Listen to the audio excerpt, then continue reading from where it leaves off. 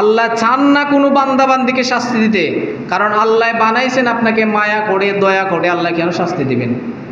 যে মা দুনিয়াতে আনছে ওই মায়ে কি চাইব কোনোদিন সন্তানদের শাস্তি দিত?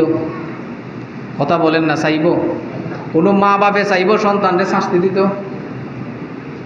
কিন্তু মা বাপে, আল্লাহ বলেন যে মা বাপে যদি না চায়, আমি আল্লাহ তো তারার চেয়ে কোটি গুণ বেশি ভালোবাসি, তো আমি আল্লাহ তোমরা কিভাবে শাস্তি দিব?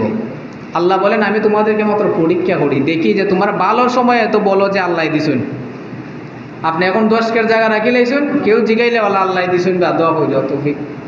কিন্তু এখন যখন দেখা যাবো যে আপনি একটু বিপদে হয়ে গেছেন, গিয়ে না বা আল্লাহ আমার মুখে চাইন না, আল্লাহ আমার দিকে চাইন না, আল্লাহ আমার শাস্তি দিন, এই সমস্ত কথা বলা কুফুরি। এজন্য আল্লাহ পাক বলেন তারা বলবে যে আমি কি আনছি? ঈমান আনছি। ঈমান আনার পরে তারা, আমি যখন আল্লাহ তাদেরকে কোনো পরীক্ষা নিব, তখন তারা বলবে যে আল্লাহ আমার শাস্তি দিন, আল্লাহ আমার প্রতি মায়া করেন না, দয়া করেন না, আল্লাহ আমার মুখে চাইন না। এই ধরনের কথা আমরা কইনি মাঝে মাঝে। চিন্তা করবেন এই ধরনের কথা কোনো দিন যেন মুখ দিয়ে না বের হয়।